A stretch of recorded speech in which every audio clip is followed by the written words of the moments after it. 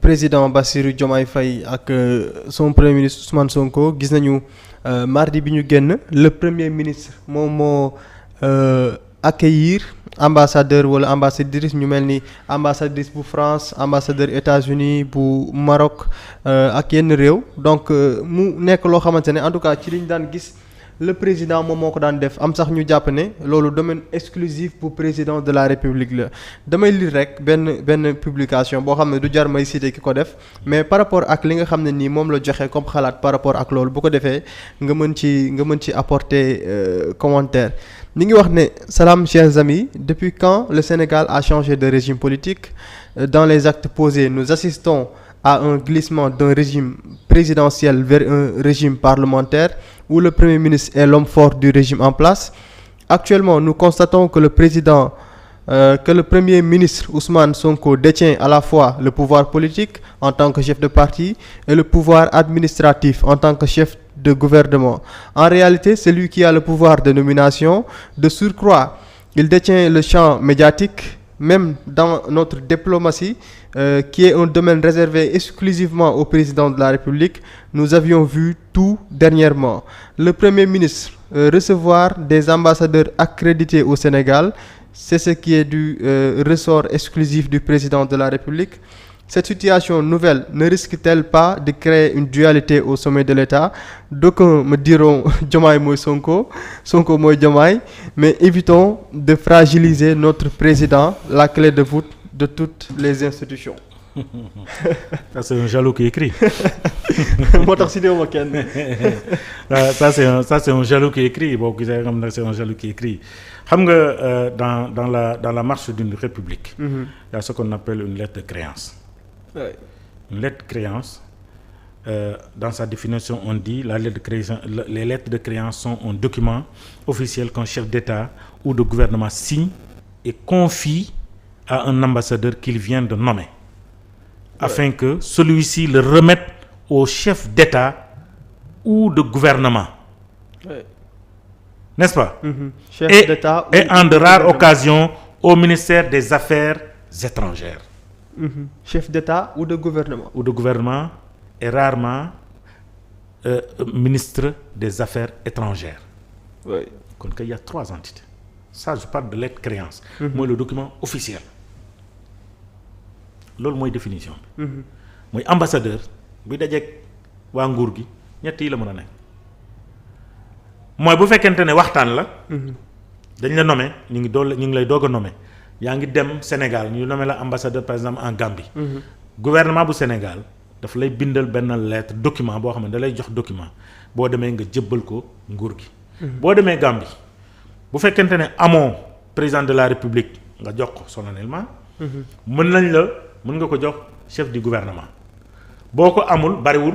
nga jox ko ki nga xamante moom mooy ministre des Affaires étrangères parce que c'est le chef de la diplomatie de ce pays. réew noonu lay doxee. Ousmane Sonko li mu def day rencontrer des ambassadeurs déjà accrédités au Sénégal et qui ont déjà présenté des lettres de créance au président de la République. du dëgg. Bassirou Diomaye bu mu nekkee président am na ñaari ambassade ci ma yëg yoo xamante ne jox nañ ko lettre de créance joxuñ ko Ousmane Sonko de. mais la lettre de créance dañ ko jox au président de la République pour jox ko le document pour ne ko je pense la Tunisie ci la bokk. pour ne ko man may léegi ambassadeur sama gouvernement lii la ma jox. président de la République nga xool li ci biir nga xam ne kon lii mooy sa mission fii. est-ce que mu ngi respecté li nga xamante ne moom mooy nos relations diplomatiques. wala respecté wu ko mu ngi ci document bi donc on revient pas dans le contenu des documents parce que c'est pas ce qui nous intéresse. Ce qui nous intéresse c'est la démarche. waaw ci doxalin yooyu ci nguur gi doog a ñëw. nguur gi yàggu fi bëgg na xam sur plusieurs aspects président de la République sant ko mu ne ko xoolal ma sunu diplomatie sunu relation diplomatie parce que dañuy saytu lu bare jëm ci wàllu sunu convention ak yenn état yi ak yenn sociétés yi ci sociétés yooyu bokk ci yenn réew. demal nga defal ma concertation ak seen ambassadeur yooyu. ci li nga xamante ne ci la ñu nekk.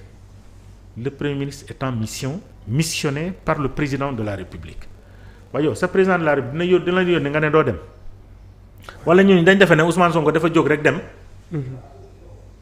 boo demee ci il y a 3 conférences il y a 3 conseils des ministres. ñu ngi koy wax ci biir communiqué du conseil des ministres. bi demander au premier ministre de revoir réviser les relations entre le Sénégal et les autres et certains pays. Notamment fi ñuy wax le changement systémique. Ouais. Donc tey Ousmane Sonko ci mission boobu la nekk. moo tax ma ne la c'est un jaloux qui parle parce que il voulait sans doute soit qu'il soit dans cette position-là ou que xam nga ko bind. ou que son mentor soit dans cette position-là. Malheureusement amul yàlla lii la dogal kon képp aujourd'hui le premier ministre. n'est qu'un missionnaire du président de la République président fu mu la munti yónni da nga ko war a dem. yow premier ministre war nga mën a am aussi say initiative et rendre compte au président de la République. Et les conseils des ministres souvent loolu dañ koy expliquer ñu ne le premier ministre a rendu compte loolu bu fekkente ne dañ ko joxoon mission. mu ne le premier ministre a rendu compte très souvent nga gis ko dans le communiqué de conseil des ministres. ñu ne le premier ministre a rendu compte de. parce que président moo ko santoon mu def lii. donc wala gouvernement bi moo ko santoon mu def lii. donc bu ko demee def dafa war a ñëw rendre compte. beneen bi ñu ne le premier ministre a informé bu ñu ne le premier ministre a informé mooy le premier ministre am na acte yu mu def. mu ñëw na en conseil des ministres informer le président de la république mais informer le gouvernement que lii ak lii ak lii ak lii mais dalal na fii ñoo xamante ne c'est des. ñoom le secteur privé. lu tax ne waxuñu mais président Bassirou Diomaye moo waroon rencontrer le secteur privé. wala ambassade yi ñoo gën suñu secteur privé yi nga xam ne ñoom ñoo ñuy jox jaay ci li ñu lekk. ñoom ñooy yore suñu entreprise yi ba tax tey mu am des emplois. non donc bu dajee ak secteur privé bi di waxtaan ak ñoom nu ñuy def ba wàññi ceeb wàññi diwlin wàññi kii wàññi li waaye xëyti waay ñu mën ko may nag mu daje ak ambassadeurs yi. mais pourquoi ce sujet xeetu débat boobu dafay revenir à chaque fois depuis le début ñu ngi fàttaliwul laataa sax passation de service di am gis nañu prestation de serment bi avant boobu sax lu tax Ousmane Sonko ànd ak président Diomaye bi mu dem au palais pour rencontrer Macky Sall lu tax premier ministre Ousmane Sonko di yéeg ci kaw tapis rouge bi lu tax lii pourquoi Sonko dérange tant. xam nga moo tax man la xam nga gars yi amuñu argument. soo amul argument da ngay def loo xam ne dafay contre nature. wala boog xeetu doxalin bi ñu gis tamit boo ko analyser. non parce que lii arrangé wu leen deux présidents. non daf leen arrangé wul doxalin bi moo leen arrangé wul ñi koy wax. lii nii doxal nii moo leen arrangé wul parce que li leen arrangé wul mooy ñu ñëw rek xam nga def ay erreurs yu ngand xam nga ñoom ñu commencé di dóor nga gis échec ñu commencé naa waxoon nañ leen mënuñu yooyu lañ doon xaar ñoom ñu indi démarche bu bees boo xamante ne c'est inédit sénégalais yi ànd ci. kontaan ci mooy tout est dans la sobriété mais toujours une démarche qui répond aux aspirations du peuple sénégalais. parce que ci yoon boobu lañ nekk mais ñoom du ñu bëggoon mooy ñu ñëw rek ne tëll mu yàqu. en réalité ñoom loolu lañ bëgg mu yàqu parce que xooluñu intérêt Sénégal li ñu bëgg mu yàqu tey nag ñoom ñëw nañ xool nañ bunt bu nekk. mënuñ fa jaar pour opposer wu pour xool nañ fu nekk pour mën fa jaar opposer wu ñu utiliser des astuces contre nature. mooy tey ñu naan Ousmane Sonko yéeg ni ci tapis rouge bi. waaw sénégalais bi nekk bañ de felloo ak sénégalais bi nekk sama dëkk fee Ndoga Babacar bu xamante ne xamul tapis rouge lu ci yoonam ci Ousmane Sonko yéeg na tapis rouge wala yéeg na tapis noir. du dëgg. lu ci yoonu ñooñu ci Ousmane Sonko rencontré na ambassadeur Diomaye Faye rencontré wul ambassadeur.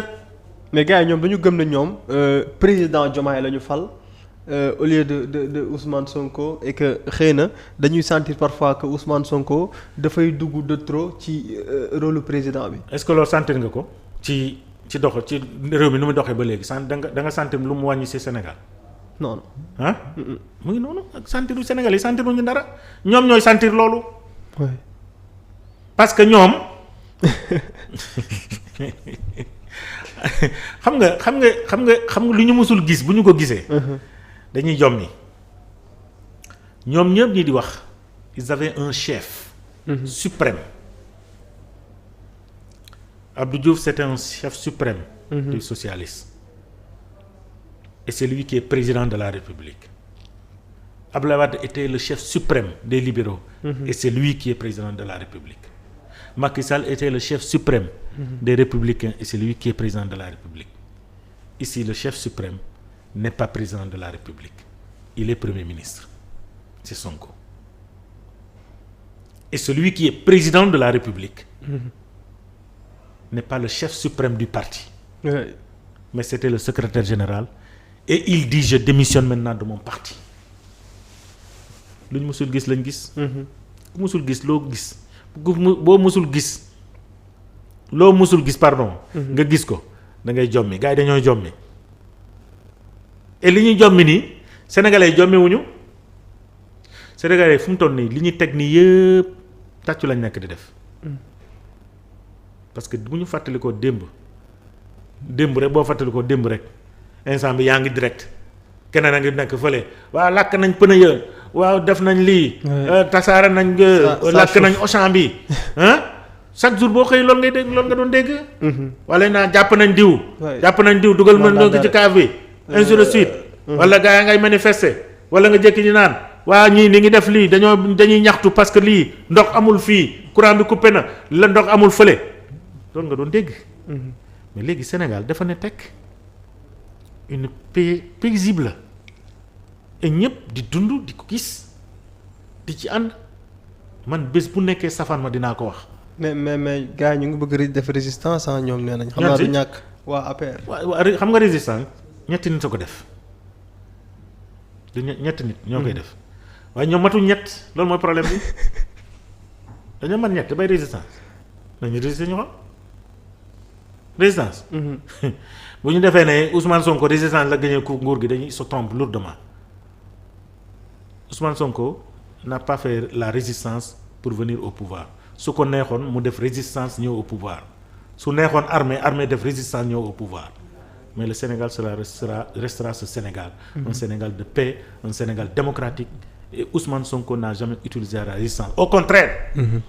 ñoom ñoo yóbbu Ousmane Sonko dans un terrain boo xamante ne bëgguloon jaar terrain boobu. mooy defal ko fii ay complot ay ndigg sërëx def ay kenn xamul quand tu es au pouvoir et ce pouvoir là on comprend parce que ce pouvoir boo xamante ne bëggoo opposition la preuve bi ñu ñëwee taf président Macky Sall lu mu njëkk def te ñii defuñu ko. lu mu njëkk def mu ne mooy génne dossier créé la njëkk génne Macky Sall.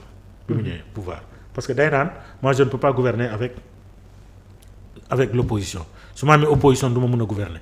parce que ñi ci bëri dañ ma xam parce que ñoom ñoo doon sama patron dans l'APR. est-ce que tu comprends loolu. Ouais. c'est-à-dire day naan man opposition bii. ñii dañ ma xam. et puis ay nit yoo xam ne amul mit sa diggante ak ñoom. non amul mit parce que dañ ko xam ñooñu dañ ko xam Omar Sarr ak yii dañ ko xam. donc soit ils sont de mon côté soit duñ fi exister. voilà mu ne xaaral ma yëkkati CREI dossier CREI ma dugal leen ñoom ñëpp ñi àndul ak man ma dugal leen ñoom ñëpp mu bind leen ñoom ñëpp liste bu gudd. liste bu gudd mu dugal leen. mu jàpp ndey mbill gi Karim Wade roof ko ci kaso ba woo ñi nga xamante ne ñoom ñoo ko jegoon te bëri xaalis yaakaar ne mooy garder xaalis bi ñoom Robert Bourgi dugal leen ci kaso ba def beneen liste bu gudd plus de 252 personnes ay partisans de Karim ñu naan kii mu ngi yoon ci lii mu ngi yoon ci lii ñu dugal leen ñu ne ñooñu yëpp nag da ngeen di noppi ma gouverner mbaa ma yëkkati seen dossier loolu moo tax ñi ci bëri par benn. ñoom ñëpp ñi mujj ñëw ànd ak moom mooy Omar Sarr ministre des mines ñëw Abdoulaye Baldé ñëw Omar Sarr maître Amadou Sall ñëw ainsi de suite ñu àndoon ak Idrissa Seck ñoom tamit ñu def mooy Idrissa Seck bi mu fippoo noonu day génn. mu xam ne Idrissa Seck mu ngi bëgg a dugg opposition te bu duggee opposition Idrissa Seck daf ko xam bu baax a baax. mu ne xaaral moom kàngam ya mu yor ma téye leen mu wax ak ñoom Pape Diouf. ñoom Omar Gueye ñoom la dame de Rufisque. mu convaincre leen ba ñoo ñëw lâché Idrissa Seck ànd ak moom. Khalifa Sall fële Khalifa Sall fële na xaaral ma fexeel ko mu fexeel Khalifa yëkkati ay caisse xaw ma lan caisse d'avance à la mairie. yëkkati ko falaa ko daa taf ñu yëngal ko mu dem tribunal ñu tëj ko opposition jeex na. opposition jeex na man de léegi nag mën naa gouverner waaye ñii defuñ loolu. ba 2017 Ousmane Sonko fël rek ñu naan kenn génnaat na. kii nag boo leen ko téewul nag kii moo gën a garaaw ñee ñu tëj Ousmane Sonko nekk député muy kii assemblée ñu naan téye leen ko kii mu ngi indi ay mbóot yu nga xamante ne dañ ko def ko xam au niveau des impôts et domaines téye leen ko ñu confier dossier Moustapha Diakhaté. Moustapha Diakhaté jël dossier bi yëngal nañ ko dàq impôts et domaines. gars yi réussi ñu dàq ko impôts et domaines. day comprendre seen démarche yi. c'est-à-dire c'est une démarche cynique yoo xamante ne moom la ñu yore woon ñu éliminer ko ñu jëlee ko impôts et domaines. muy continuer di dóor ñu ne kii bëri na ay xarit ay impôts et domaines bëri na fii bëri na am na lii bu ñu ko tëjul doo gouverner ñu dem mu dawal 1 an ci opposition bi ñu dem 2019 mu ñëw 3e. yow 3e ci ginnaaw Idrissa Seck sur les 5 candidats ñu naan non kii. avec 15%. 15% ci koo xamante ne mu ngi doog a ñëw ci politique ci kenn lañ ko xamee woon fii mooy c'était Djibo Leyti-Ka. te Djibo Leyti-Ka amuloon 15%. kii bu ñu ko téyewul yow président Macky Sall doo gouverner sa mandat bii doo ko eggali te 3e mandat bi nga bëgg kii du ko nangu. ñu naa léegi nañ ko fexeel ni ñu koy fexelee complot ba daw. complot ba di daw ñu ne non nañ ko jëlee assemblée parce que bi ñu jógee ci législative. ci présidentielle législative moo ñëw. ñu ne non nañu fexe léegi ba bu mu nekk député bu nekkul député xanaa dina noppi. wala fu muy waxee dina jafe ci moom parce que assemblée nationale xam nga foofu c'est légitime. da ngay wax ñëpp a ngi direct RTS sax day direct. Ousmane Sonko di wax duñ ko coupé parce que mënoo ñëw ba ci Ousmane Sonko nga dagg Ousmane Sonko nga jàll ña bàyyi ko. ñu naan kii daf ñu boole Sénégalais foofu bu ñu ko waa may fu muy waxee ñuy fexee def lépp. ak seeni lépp ba ànd ak comploteur wu yeneen yoo xam ne ñu ngi woon ci biir Yewwi Askan Wi ànd ak ñooñu ba Ousmane Sonko nekkul député mais mu def ay député parce que campagne boobu moom moo ko dox et pourtant il n'est pas député. ñu def nekkul député ñu ne voilà réussir nañ nag léegi nekkul député nekkul impôts et domaines. léegi dinañ xam fan la jëlee xaalis bi muy campagne. wala bi muy defee politique am waaye loolu yëpp Ousmane Sonko di dérouler. ñi muy déroulé ñu naan kii jàpp nañ ne daal dem kaso ba rek. buñ bëggee mu noppi. moo ci sës. kii nañ ko yóbbu kaso rek moo fi sës. ñu dem ci benn hôtel comploté de indi mbirum Adji Sarr fa lañ indi mbirum Adji Sarr ñu ne nañ indi mbirum Adji Sarr ñu comploté def seen texte scénario ba ñu def ko teg ko. ba xam ne Ousmane Sonko ci bërëb nangam fa lay fajoo. ñu ne nañ ko def foofu. parce que kii mënuñu ko tëj parce que dafa sàcc parce que denc yoruloon benn kuréel. ba ñu mën ko jiiñ sàcc. mënuñ ko rey bu ñu ko defee rek même dara bu ko xosee rek dañuy naan dañ ko rey. donc loolu mënul ne donc liñ mën mooy jiiñ ko moo tax ñu teg complot Adji Sarr ñu ne ko à part de Adji Sarr nag xëy na dinañ ko tëj ñu dóor Adji Sarr bi. gis nga li ci tukkee. 2021. événement mars yi. voilà 2021 ba élection yi mbirum Adji Sarr di daw. et pourtant la ñu réussiroon ci ñeneen ña jiitu am na nu scénario bi doon demee wala bu ci yàlla dugalul. waaye yow dëgg bi mais convoqué woon nañ ko jotoon nañ instruction bu agsi woon dañ koy jàpp dugal ci biir et c'est fini. waaye yow dëgg la wax ne affaire Adji Sarr bi mais bal ba tàkkoon na li ñu bëggoon amoon na pare parce que loolu ba mu amee. convoqué woon nañ ko bu wuyu woon convocation bi heure bi lii du am. oui bu ko wuyu woon lii du fi am mais il était très bien conseillé très bien entouré bi ñu ko convoqué. demul parce que d'abord dossier ba mu yegsee foofu ba gars yi di enquête nu mu tudd enquête judiciaire yi. am un élément important boo xam ne mu ngi ci dispositif ou deux. mooy le capitaine Touré. Ouais. moo tax il faut rendre hommage à ce capitaine là. Il faut rendre un vibrant hommage à ce capitaine là. Parce que il a été citoyen. Ouais. Il a été sénégalais. Il a été patriote. bu doon keneen nu ñu ko buubee ay millions parce que on lui a proposé beaucoup de millions mais il a refusé. Il a dit je reste sur ma position sur des questions comme ça. am na loo xam ne mënu ma ko yóbbu je ne peux pas mu démissionner. bu ñu xamee ne nag tàng na mais il a pris ses bagages donc affaire Adji Sarr bi l'affaire Ousmane Sonko était cuit. Ousmane Sonko dans l'affaire Adji Sarr à un moment il était cuit les carottes étaient cuites pour lui. Mais il a été bien conseillé bien encadré mu am des arguments de défense qui lui ont permis de fait de ne pas répondre aujourd'hui à la justice parce que bu demoon ci procureur da koy sànni kaso bu ko sànni woon kaso c'est terminé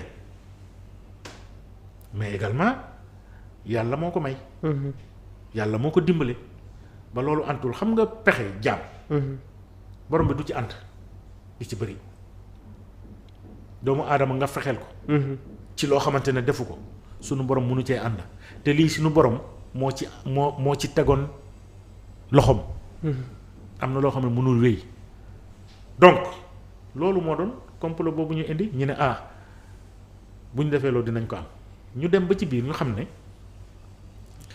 li du sotti et les plus hauts magistrats de ce pays dañ leen wax ni lii dossier mënul tere Ousmane Sonko nekk candidat bii dossier mënul tëj Ousmane Sonko ñu xam ne foofu tamit yàqu na ñu ne waaw jamono jëlee defoon na fii benn déclaration ci Mame Mbaye Niang est-ce que boobu duñ ko tàngalaat ba moo ko yàgg na de ñu dem indiwaat loolu ñu chargé Mame Mbaye Niang ñu ne ko gérer ko ci le plus proche de Macky Sall lañ jël Mame Mbaye Niang porté volontaire ne mën naa ko porter puisque man lay wax mu koy porter mu porté ko ñu defe ne lii nag bii mooy càppandaw bii moom day dugg ñuy dawal di dawal même bu duggul au moins du nekk candidat parce que à un moment donné du nekk candidat bi loolu dafa ñëw mais lu ñu bëggan mooy tëj ko ba 3e mandat bi ñuy wax ni mu jàll parce que Ousmane Sonko tant que il était dehors 3e mandat bi du jàll moo tax bu ma déggee ñi naan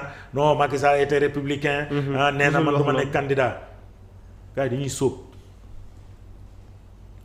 xam nañ ne Macky Sall bés bu waxee ne moom dafay nekk candidat jour boobu du fa fanaan